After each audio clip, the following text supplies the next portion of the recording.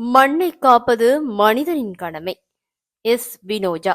இயற்கையான மண்ணரிப்பு எனும்போது ஓர் குறிப்பிட்ட பிரதேசத்தில் அதிகளவான மழை பொழிகின்ற சந்தர்ப்பத்தில் அதன் பெருமண் நிலத்தில் விழும்போது மண்ணானது நீரோடு அடித்து செல்லப்படுகின்றது. இன்று உலகளாவிய ரீதியில் இடம்பெறுகின்ற முக்கிய சூழல் பிரச்சினைகளில் ஒன்றாகவே மண்ணரிப்பு காணப்படுகின்றது. அதிகரித்த சனத்தொகை, காடழிப்பு, இயற்கை அனர்த்தங்கள் என்பவற்றினால் மண்ணரிப்பு தவிர்க்க முடியாததாக மாறிவிட்டது என்றால் மிகையாகாது. மண்ணரிப்பு எனப்படுவது நிலத்திலிருந்து மேல்மண் நீரினாலும் காற்றினாலும் அரித்துச் செல்வதை குறிக்கும். இது 450 மில்லியன் ஆண்டுகளுக்கு முன்பிருந்தே நடைபெற்று வரும் ஓர் இயற்கை விடயமாக உள்ளது. ஆனால் தற்போது மனிதனின் நடவடிக்கைகளால் மண்ணரிப்பு துரிதமாக இடம்பெற்று வருகின்றமையே உலகளாவிய ரீதியில் அச்சுறுத்தலாக மாறியுள்ளது. இம்மண்ணரிப்பு சமதரையிலும் சாய்வான பகுதிகளிலும் அதிகளவில் இடம்பெறுகின்றது. இயற்கையான மண்ணரிப்பு எனும்போது ஓர் குறிப்பிட்ட பிரதேசத்தில் அதிகளவான மழை பொழிகின்ற சந்தர்ப்பத்தில் அதன் பெருமண் நிலத்தில் விழும்போது மண்ணானது நீரோடு அடித்துச் செல்லப்படுகின்றது. இதனால் மண்ணரிப்பு ஏற்படுகிறது. மேலும் ஒரு பிரதேசத்தில் காணப்படும் நதி நீரின் கொள்ளளவு அதிகரிக்கும் போது அந்த நீரானது அயற்பகுதியில் உள்ள மண்ணையும் சேர்த்து எடுத்துச் செல்கின்றது. இதன் மூலமும் மண்ணரிப்பு நிகழ்கின்றது. கடற்கரையோரத்தில் அலைகளின் தொழிற்பாடு காரணமாக திண்ணல் செயற்பாடு தீவிரப்படுத்தப்படுகின்றது. இதனால் கரையோரத்தில் உள்ள மண் அரிதல் நிலைக்கு உள்ளாகின்றது. குறிப்பாக இலங்கையில் தென்பகுதி கடற்கரையில் 685 கிலோமீட்டர் பரப்பு கரையோரம் மண்ணரிப்பினால் பாதிக்கப்பட்டுள்ளது.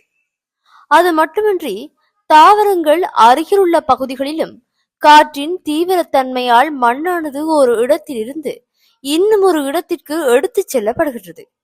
இதனால் மண்ணரிப்பு ஏற்படுகின்றது. எல்லா இயற்கை செயற்பாடுகளிலும் மனிதன் தலையிட்டு அதை மிகைப்படுத்தி விடுகின்றான் என்பது யாரும் மறுக்க முடியாத உண்மை. அதிகரித்த சனத்தொகைக்கு ஏற்ப இன்று காடழிப்பும் துரிதமாக இடம்பெற்ற வண்ணமே இருக்கின்றது. இதன் காரணமாக மண்ணை தாங்கி பிடிக்க பிடிமானமற்ற நிலை உருவாகின்றது.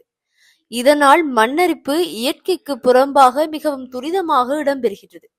மேலும் மக்கள் மலைப்பாங்கான உயர்ந்த பிரதேசங்களில் கட்டடங்களை அமைத்து வாழ்கின்றனர். அவ்வாறு குடியிருப்புகளை அமைக்கும் போது தாவர போர்வைகள் வெட்டி அகற்றப்படுகின்றமையால் சாய்வான பகுதிகளில் அதிகளவில் மண்ணரிப்பு இடம்பெறுகின்றது. அது மட்டுமன்றி தொழில் நோக்கம் கருதி இடம்பெற்று வரும் அளவுக்கு அதிகமான மந்தை வேய்ப்பு நடவடிக்கைகள், அகழ்வு நடவடிக்கைகள், பாதுகாப்பற்ற விவசாய முறைகள் போன்ற பொறுப்பற்ற மனித நடவடிக்கைகளால் மண்ணரிப்பு வேகமாக நடைபெறுகின்றது. நம்மால் இயற்கைக்கு பாதிப்பு ஏற்படுவது எந்தளவு உண்மையோ அதனால் ஏற்படும் விளைவும் நம்மையே வந்து சேரும் என்பதும் அதே அளவு உண்மை.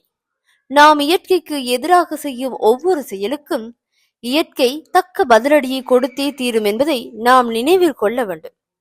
மண்ணரிப்பு துரிதமாக இடம்பெறுவதால் மண்ணில் உள்ள மேல் மென்படையான ஏப்படை என கூறப்படும் படை அடித்துச் செல்லப்படுகின்றது. இதனால் மண்வளம் குன்றுகின்றது. உலகளாவிய ரீதியில் வருடாந்தம் 25,000 மில்லியன் தொன் மேல்மண் படை பாதிக்கப்படுவதாக ஆய்வுகள் குறிப்பிடுகின்றது. மண்ணரிப்பு காரணமாக மண்ணில் உள்ள சேதன கூறுகள் குறைவடைந்து செல்லும். இதனால் மண் வளமற்றதாக மாறும். அதே நேரம் காலப்போக்கில் தரிசு நிலங்களை தோற்றுவிக்கின்றன. இதனால் ஏற்படும் பாதிப்பு அனைவருக்கும் தான் என்பதை நாம் மறந்துவிடக் கூடாது. மண்ணரிப்பை தடுத்து நாம் வாழும் மண்ணை பாதுகாப்பது ஒவ்வொருவரின் கடமையாகும். மண்ணரிப்பு தொடர்பான விழிப்புணர்வை மக்கள் மத்தியில் ஏற்படுத்த வேண்டியது காலத்தின் கட்டாயம். மண்ணரிப்பை தடுக்க பாதுகாப்பு அணைக்கட்டுகளை அமைத்தல், புட்கள், மூடுபயிர்கள் போன்றவற்றை அதிக அளவில் வளர்த்தல், காடழிப்பினை முற்றாக தடை செய்தல், முறையான விவசாயத்தினை மேற்கொள்ளல், நில முகாமைத்துவ முறைகளை கடைபிடித்தல், மந்தைகளை சுழற்சி முறையில் நிலங்களில் மேயவிடல் போன்ற முயற்சிகளினால் மண்ணரிப்பை எம்மால் இயன்றவரை தடுக்க முடியும். நாம் ஒவ்வொருவரும் முயற்சித்தால் எம்மை சுற்றியுள்ள மண்வளத்தை நிச்சயமாக பாதுகாக்க முடியும். அவ்வாறு ஒவ்வொரு தனி மனிதனும் சிந்தித்தால் மண்ணரிப்பை பாரிய அளவில் குறைக்க முடியும். காடழிப்பை தவிர்ப்பதும் அதிக அளவில் மரங்களை நடுவதும் மண்ணரிப்பை துரிதமாக குறைத்துவிடும். மேலும் அதிக அளவில் மரங்களை வளர்ப்பது மண்ணரிப்பை தடுக்க மாத்திரமன்றி அளப்பரிய நன்மைகளை பயக்கும். இன்று உலகில் காணப்படும் பலவிதமான சூழல் பிரச்சனைகளுக்கு காடழிப்பு காரணமாக இருக்கின்றது. இது குறித்து மக்கள் பொறுப்புணர்ச்சியுடன் செயற்பட வேண்டும். இந்த பூமி மனிதனுக்கு மட்டும் சொந்தமானது இல்லை. எம்மை போல் இதில் பல்லாயிரம் கோடி ஜீவராசிகள் வாழ்கின்றன.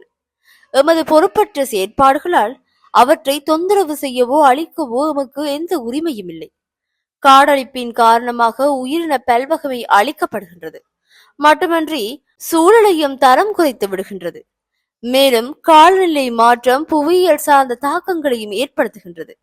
நாம் வாழும் மண்ணை பாதுகாத்து நாம் எதிர்கால சந்ததிகளுக்காக இந்த மண்ணை கொஞ்சமாவது விட்டு வைக்க வேண்டியது எமது கடமையாகும்.